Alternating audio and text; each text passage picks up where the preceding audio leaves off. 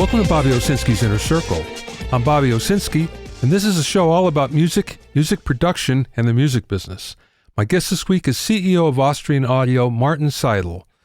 First of all, it's good news in the UK because the UK government has provided an emergency package of $2 billion to support the arts and culture sector.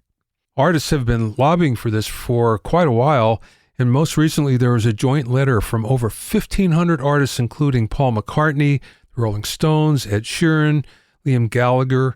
Plus there were successful hashtag campaigns, Let the Music Play and Save Our Venues. And all of that seemed to work because the UK passed the biggest investment ever in culture. Now this includes more than the music industry. In fact, it includes museums and galleries, theaters, indie cinemas, heritage sites, and of course music venues.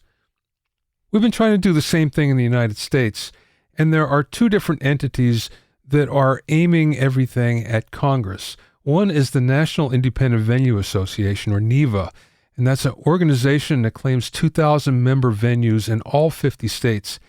They're claiming they might have up to 90% closures if they don't get a helping hand from the federal government. According to NIVA, every $1 spent on a ticket at small venues equals about $12 in economic activity that's generated within local communities. So that adds up to about $10 billion in economic impact. So it seems to make sense if you're going to have 90% of that go away, not a good deal. Now, of course, what ends up happening is when things get better, if some clubs die, there's usually others that will always spring up in their place. However, the infrastructure, the insurance, the zoning, everything is much more difficult these days when it comes to opening up a club. So no one can be really sure that things are going to be as easy to open up a club as they were in the past. You also have NARAS, the Grammy Association, that are lobbying Congress as well. So all this adds up to lots of pressure on Congress, but Congress has plenty of pressure coming from other places as well. So if you're in the industry, you can only hope that some of this is going to pass and is going to fall our way, just the way it's happened in the UK. So good for them, and keep your fingers crossed that it also happens for us as well.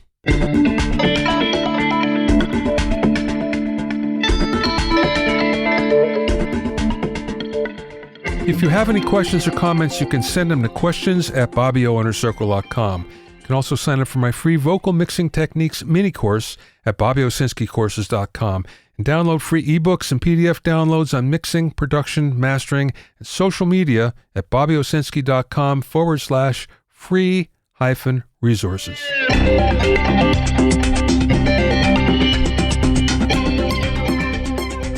Now here's a somewhat sad note. Red Bull, the juice that gives you wings. The company has been a big supporter of music and the arts for quite some time now. It's worked to their advantage, commercially, obviously, but it's also worked to the music business advantage.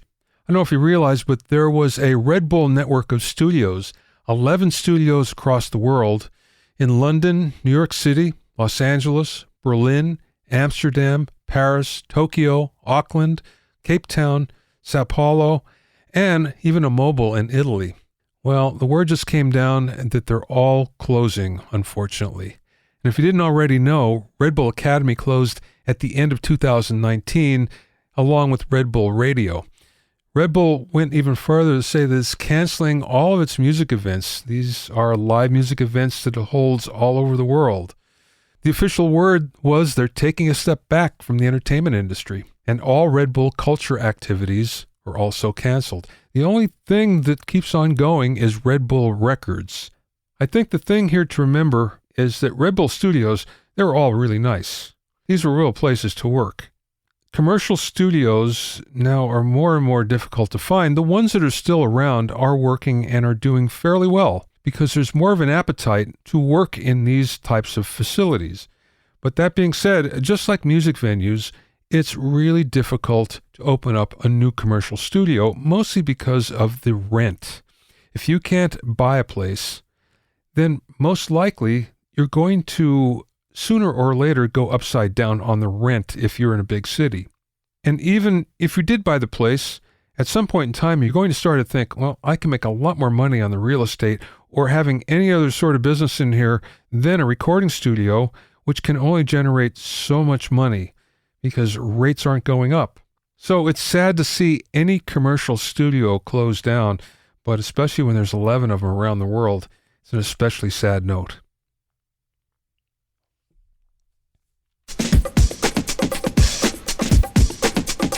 My guest this week is Martin Seidl, who spearheaded the drive to start Austrian Audio from the ashes of AKG after Harmon decided to close the company 3 years ago. What might be an unprecedented move, Martin managed to keep the core of AKG together to start the new company and keep it operating for several years before its first products were even released. These new products include new microphones and headphones that are getting rave reviews both for their vintage sound and forward-thinking innovations. During the interview, we talked about the path to releasing new products, developing a new microphone capsule, the ability to pan frequencies with the new feature of the OC818 microphone, selling the company's experience to other companies, the famous AKG anechoic chamber, and much more. I spoke with Martin via Zoom from his office in Vienna.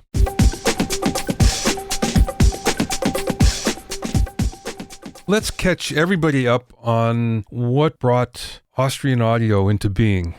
A brief story of how that happened. Okay, brief in the nutshell. How did that happen? And who has waited for another headphone and microphone company in this world? Well, I think nobody really for a new company, but the whole thing came basically into play when Harmon decided to close down one of the big players in recording microphones and headphones, the headquarters of AKG in Vienna. And it was basically closed down in June 2017 with an 8-month period pre-notice. And myself, I was 16 years with the Harmon Group. I worked 8 years for JBL Professional in California and 8 years for AKG.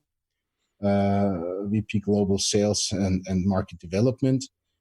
And at that time, I wasn't with Harmon anymore. But when I heard that this is going to happen, I tried to find, partners, friends, customers who probably would give me kind of a security that it makes sense to not let this team fall apart. Because, I mean, there were 140 people let go, of which many of them in the R&D team had years, decades of 20 and more years experience in how to design world-class microphones and world-class headphones.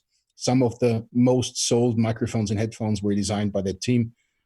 So that was for me really the starting point when I checked if it was doable to keep the team together. And when I had that confidence that I could make it, I presented it to a bunch of 50 people.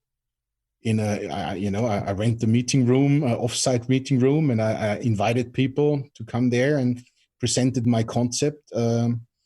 And that's why we are now 43 people here in Vienna, of which 33 are former AKG employees. With a total of more than 400 years in R&D experience in microphones and headphones. So that's how it came together, and that's who we are. That's our heritage. But I think it's also important to understand that bringing such an experienced team away from a corporate environment and putting them into a startup environment where everything is allowed, where return on shares is not the key factor that drives us, a passion for really, really good microphones and headphones that changed also the team and what was doable and was possible. A lot of things that probably should have been done years and years before just came to life now over the last 3 years. And there's lots more in the roadmap, in our heads, in our ideas. So the last time we spoke was just about the time when Austrian Audio was starting. It was within the first year. It was within the first weeks, to be honest. Oh, was it really? Is that early? The interesting part is there was no products at the time, but now you do have products. Actually, well, why don't you catch us up as what happened in those 3 years? Yeah, I'm more than happy to do so. Well, what happened? we really started off with a mission, and the mission was, that there is analog audio out there. A microphone is always an analog product that has to, in some way or the other, catch analog waves and make them whatever, make them digital, make them electric power, but make them catching natural sound. And on the other hand, you had the headphone. This again turns whatever signal into an analog audio signal again. So our expertise is acoustics. Our expertise is acoustics and audio. And we focused from the beginning on creating the better acoustic. For example, we didn't start off with creating a product. We started off with creating a new capsule. The capsule for us, the heart of the microphone. And, there are so many products out there, and that's why probably nobody has waited for another company buying a capsule from the known markets and then build a microphone around that, and then use a lot of DSP probably and electronics to make it even sound somehow. Our way was, because that's for me, that's a bit the approach of fix it in the mix. For us, it was, let's not fix it in the mix. Let's start with a brilliant signal. So what was the heritage of this company? What was the CK12 capsule when it was, first designed in the late 50s, early 60s of the last century? And there was this heritage sound, this smooth height that never got harsh, this very, very symptomatic sound Austria, Vienna microphones were famous for. This has changed over the years, over the generations, when these brass capsules turned into plastic capsules and all the rest.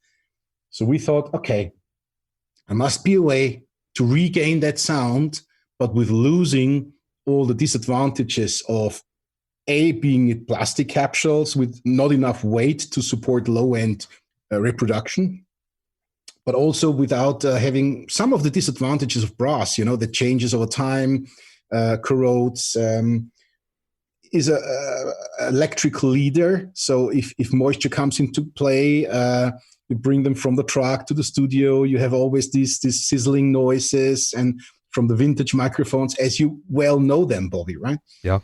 So we started experimenting with completely new material, and that's why we are now on the market with the CKR12 capsules that are made out of ceramic. Ceramic is a very heavy material. It is as heavy as brass, but it is an isolator by itself. Ceramic gets used in high voltage lines in electric. And hence we have a great isolator with no need to further isolate the front and the rear capsule from each other due to electric problems. Then it has the same density, the same weight as an old brass capsule. So it's very heavy. If you lift one of these capsules, this is a block, but, of course I could show you these beauties. Oh, yeah. And they're really heavy. And this is the CKR12 capsule that we got reputation for over the last 3 years in the whole world as them sounding as the originals.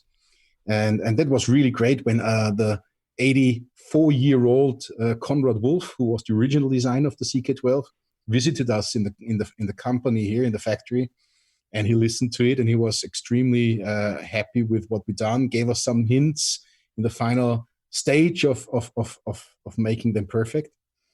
And so for a year, we didn't have anything to sell, not even a product started, but we took a year to design a new capsule. That's how it started. And then we said, okay, now we have the acoustic. Now we have the right to build new microphones with these. This was a dual capsule, so dual front and rear capsule, but we also created single ones. And then we started to create our first product, which is the OC818, which is a large condenser, a dual capsule microphone. And then another mission of ours came into play where we said, look, we all understand our industry, consists of a lot of seasoned, well experienced sound engineers, people like myself, like yourself.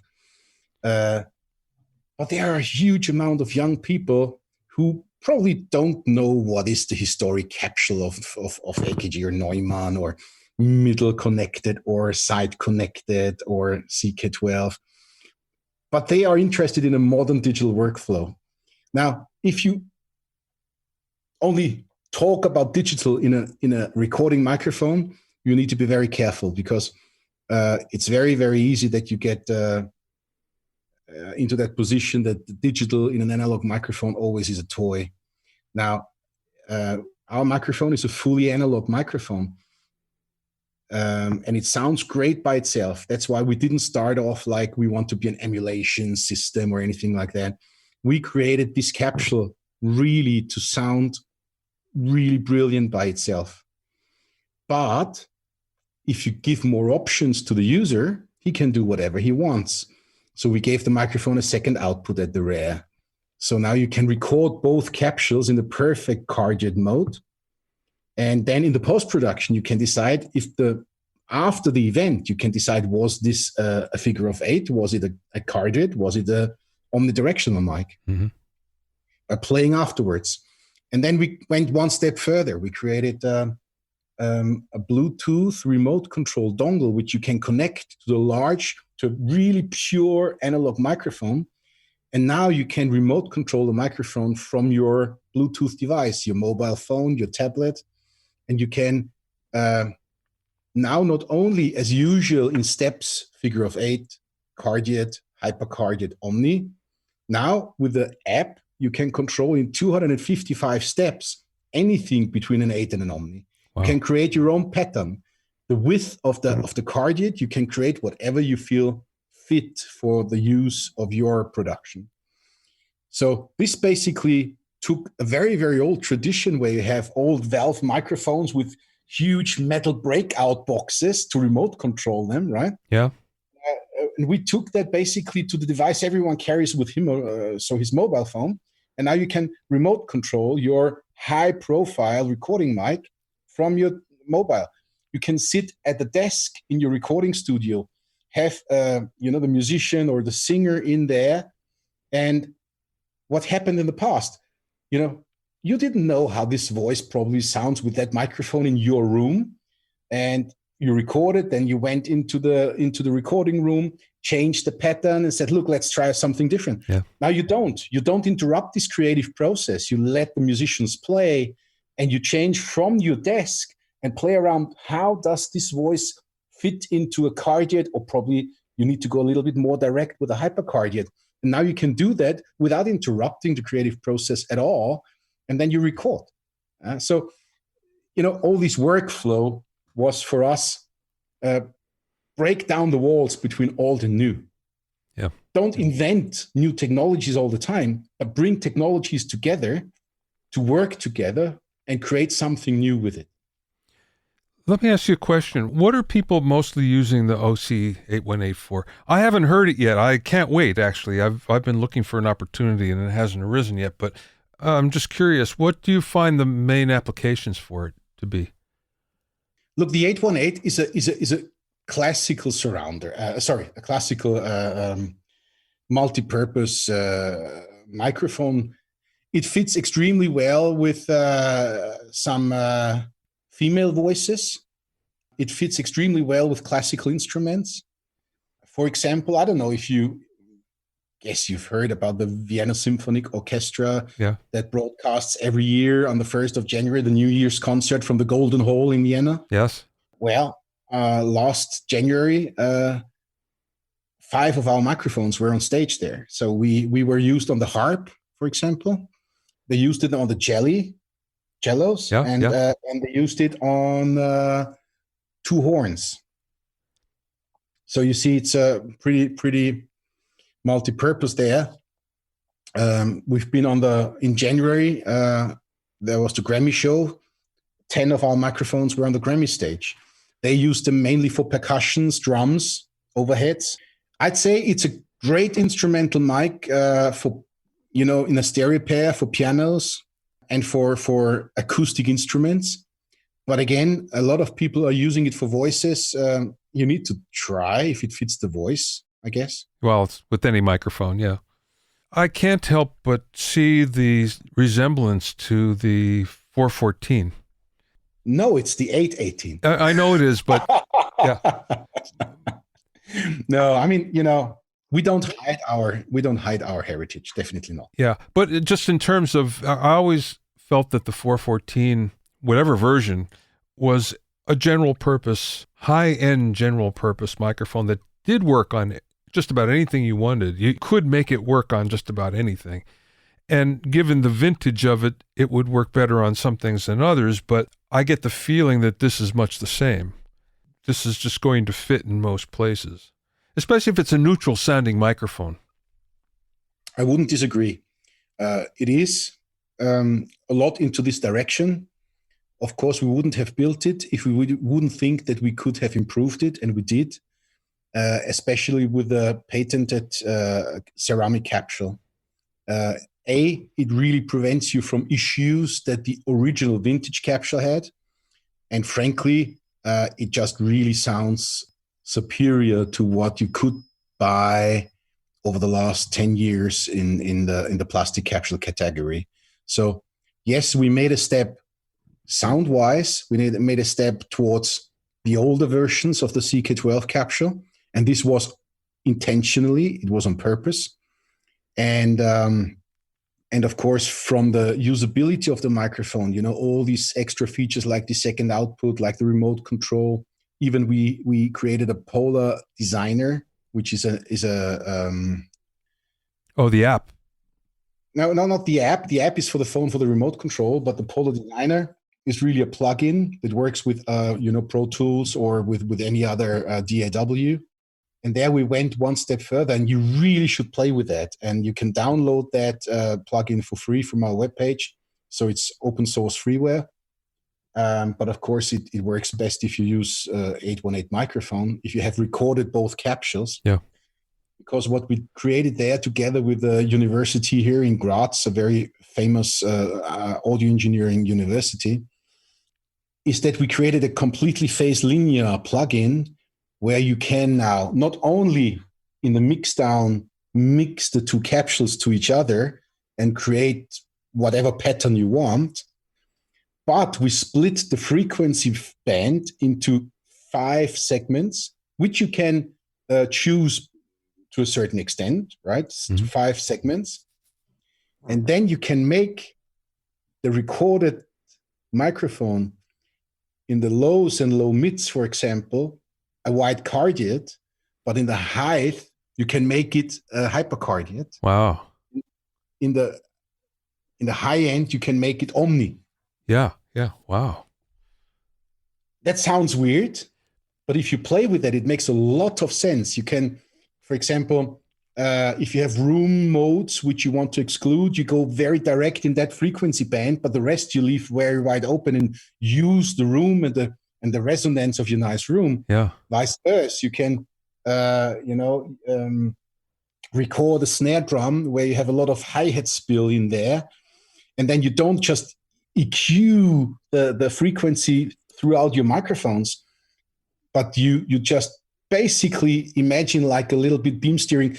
You only in the area and the high mids where the hi-hat sits, you narrow the pattern to a hypercardioid, for example, and leave the rest of the frequencies open so that your snare doesn't lose any body or anything you want to have. Yeah. But that's a very sophisticated plugin that comes for free with the OC818. And that gives a lot of creativity to, a modern sound engineer that wants to play around with rooms, with voices, with tunings. And you can, of course, store all of that. So you can basically keep a setting for later use or recall.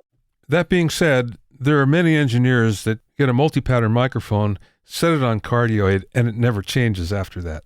So I noticed that you came up with the cardioid version of that, the OC18. The OC18, yeah. Basically, that's another feature I would love to mention, of course. I think what makes these capsules so different is that we build them to so narrow limits that Each of our microphones comes in a sensitivity plus minus half a dB.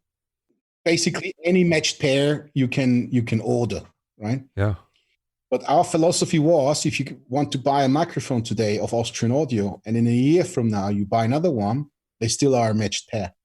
That's what the really good acoustic companies like the Finnish loudspeaker guys, they are able to do that. And we said, we want to be as good as them. We want to do the same. And it's the same with a single capsule, so the OC18, which is only carded, but all the rest is the same as the 818.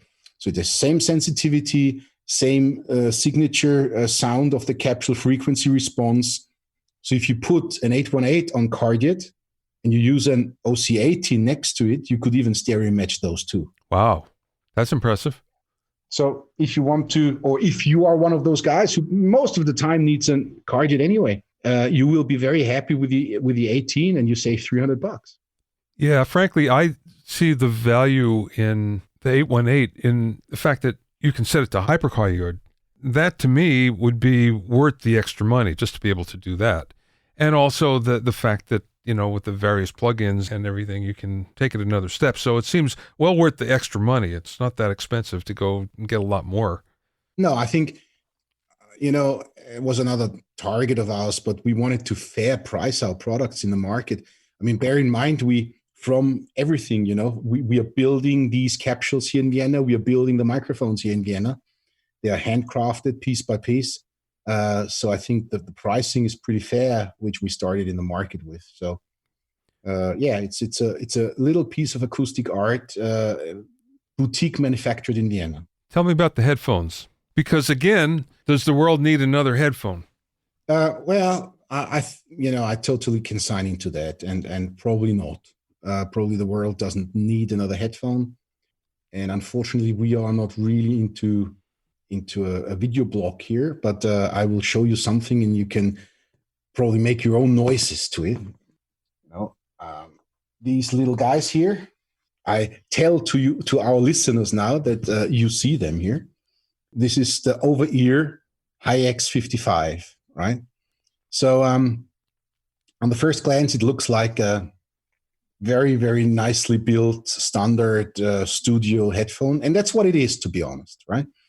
You will see, though, that the ear cups are relatively small, right? Mm-hmm. So very compact. So the packing size is really small. You can fold them in any way you want to fold them, can twist them. But the thing is, to make a product a really roadworthy front of house or studio recording headphone, it can last for a very long time. We built in a lot of features. Like, first thing, it is really rugged, right? Wow. You're twisting that in ways that I've never seen headphones twisted without breaking. Exactly. And that's another reason why you need a new headphone, because otherwise, if you do that with any of your existing studio headphones, it falls on the floor, you step on it. Yes, you buy a new one. I understand that it's probably not the end of the world to buy a new set of headphones. We want these products to last. We want them to be rugged. And so we built them extremely well. There's all metal hinge bars, all metal headbands, everything on that is basically metal. And still it's pretty lightweight.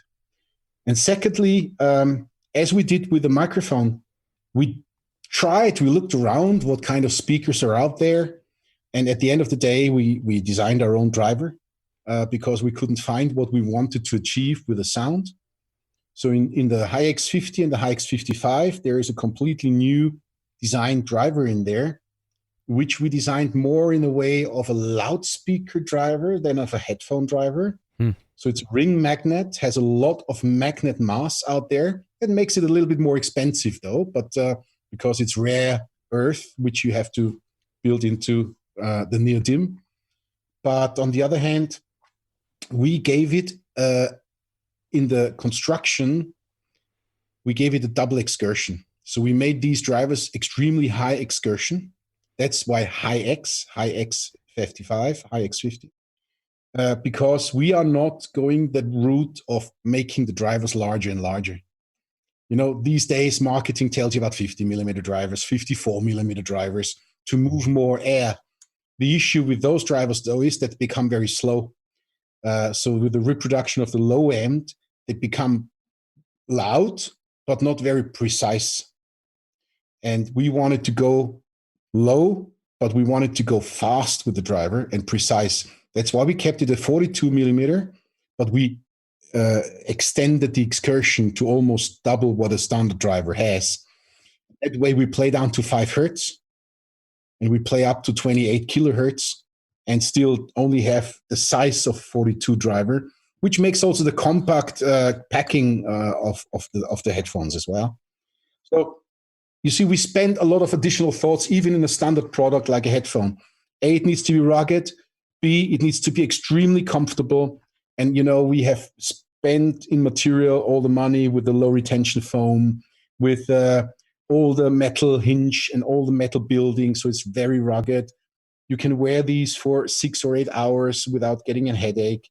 But on the sound, we didn't compromise. We wanted to be extraordinary to the sound. And we went that extra mile to design a new acoustics in there. That's impressive. I'd like to hear them. When we last talked, you mentioned that a lot of the startup energy was going into R&D for other companies. And I see, looking at your website, that that's a big portion of what you're offering as well. Or at least it seems that way. Is that the case? I mean, Bobby, this world is a business, and of course we needed to survive. I told you we are 43 people now, and we started off 2 years plus a month with only designing stuff without having a single piece to sell. Yeah. So that's pretty, it's a big task. So what we decided, and it was always the plan, is that we also sell our experience to third parties in R&D services, and we still do that. And you probably recognize that I only introduced to you professional audio gear. So recording microphones, recording headphones. You'll see stage microphones to follow very soon. You'll see some high-end headphones and some other special pro-orientated audio stuff coming to the market under the brand name of Austrian Audio. What we don't do, even though we have the experience in-house, we are not launching so-called consumer or lifestyle products. It's a very simple mathematics, to be honest. I mean, we are capable of making really good lifestyle products, but frankly, I don't have the marketing millions right now to go against the very large consumer brands. You name them, Japanese or American brands, which have probably my annual sales budget as a daily marketing expense, right? And that's something we are not doing right now. We are not doing lifestyle products. So we decided our experience in lifestyle products, we more or less give to third parties and in a R&D service, while all our pro knowledge goes into the Austrian Audio brand products. That makes sense. I also noticed something that I didn't realize, but it makes sense as well. The anechoic chamber that you have, and apparently there's some history there. Yeah, I was very generous, Bobby, because when, and I'm not mentioning the name anymore, you may excuse, but as a very, very famous large audio company decided to close down in Austria, there was a poor landlord sitting in a big building, and he wanted to rent that building to a new customer, but there was this huge, strange room with this large retention audio absorbers, a so-called anechoic chamber. And he would have to disassemble that at his own costs. And so I offered very generously to do that for him and bought from the landlord the old original AKG anechoic chamber. And we dismounted it there and we brought it to our new building and we set it up again. So improved it even slightly by the measurements. So we can measure down to 20 hertz in our anechoic chamber. How long did it take to do that? Well, we did that really during the first 3 full months of our existence, because you need that to develop the stuff and to test it and to measure it. So it took us approximately, not that bad, it took us about 2 weeks to disassemble it. And then, of course, we had to resize a little bit and to add some stuff and to redesign it. So it took us about 6 weeks to build it up again. Interesting. How has business been during COVID? I think it's the same with most of the companies in the pro audio business. We are not set up, unfortunately, or fortunately, whatever you want to say. We are not the company providing very low cost home recording stuff at this point. I'm not saying never. I mean, I'm sure that if we have created our whole portfolio in the quality high range, we might think of making that technology in a reduced feature set available at a lower cost price. That's what you do, and that's normal. But at this point, we are in the high quality and a higher price range. So we are not really providing home recording stuff. This is the stuff that still sells a lot these days, because all the musicians are locked down at home, yeah, and want to do something. So we have seen business going substantially down over the last 8 weeks. Yeah. Because, as you said before, especially the 818 and the OC18, they are multi-purpose microphones. We sold a lot into the live market. So, we had it on tour with the Australian Pink Floyd as overheads and guitar amp mics. It was on tour with Michael Bublé. It was on tour with Sting. And so this whole market stalled completely. I'm sure you have talked to some rental companies, in your personal daily life. And these guys are not very happy, as you can imagine. And there is no investment at all at this point into the live market, obviously. And really nobody really knows when it will resume. I don't know. We hope that 2020 still sees some live concerts, but we don't know. Yeah. So, I'm of course not happy about the situation, but we're hanging in there. In that respect, our B2B market is of course helpful as well. Yeah. Because home market, always music at home is always a good feature when you're locked down. So we have to recover a little bit, and I hope this will happen in the last quarter. I don't believe in the next quarter still, but we are working very hard and very intensively on bringing new products to the market. So you will see us being ready and coming out when this whole thing looses up with a lot of new products going into 2021. What can you talk about? What can I talk about? I definitely can talk about a range of live microphones, like handhelds, like instrumental mics, both in the dynamic and the condenser world. Can't give you that many details other than OC818 and OC18 stands for open condenser, so open acoustic technology. And there is a good reason for that. We try to create the best free field acoustics in all of our microphones, so that you have as much space around the capsule as possible with no reflections.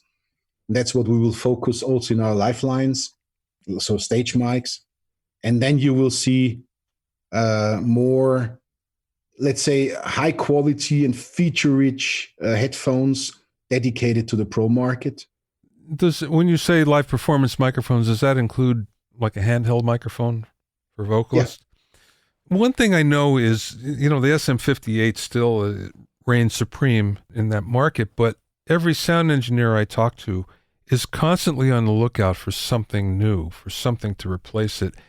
And no one's found it quite yet. There's alternatives, but there's not alternatives, I think, that are long-term. Well, I have to be careful with my reply now. Yeah. That's a little bit the laziness of all of us sound engineers, right? Yeah. I think there is a lot of alternatives there. And even Shure with the SM58 have worked on and brought to markets very nice alternatives to it. Yeah. But it's just so easy, We all know. I mean, did you know that the microphone first came to market in 1963, right? I did, yes. So, and other interesting competitive advantage of this microphone was, at those days, it was really the best you could buy. It was second to none, and a lot of loudspeaker manufacturers used it as their test microphone and calibrated their speaker system towards that bloody microphone. I had no idea. Wow. So you had no chance with any other microphone to succeed, right? Yeah. So anyway, I think there are a lot of nice alternatives out there, but we all know exactly what to do. If you plug in a 58, you can hammer some nails into the wood with it. It's rock solid. It's a great construction. It's simple. Exactly in the mid-range where you have to pull out some frequencies that it sounds kind of acceptable. And that's why it's still selling. It's good value for money.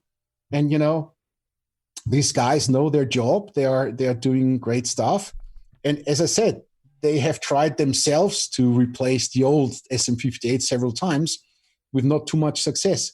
There are, I'd say, 6 or 7 microphones out there which are the same price range, equally good, or you may argue better. This is also a matter of taste. Sure. And there are a lot of more expensive and much better dynamic microphones in the market. All I can tell you is we at Austrian Audio will not compete, at least not right now, on this $99 microphone market. This is not what we are targeting. Again, we are working on superior acoustics.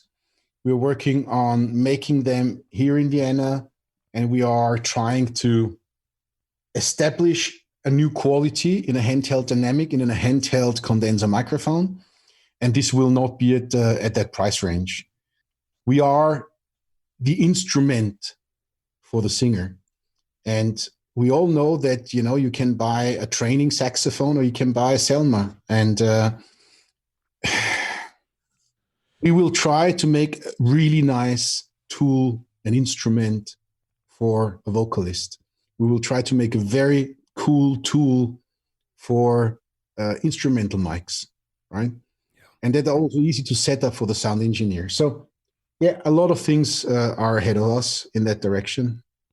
You can find out more about Martin and Austrian Audio and all their great products at austrianaudio.com. That's Austrian Audio, all one word, .com.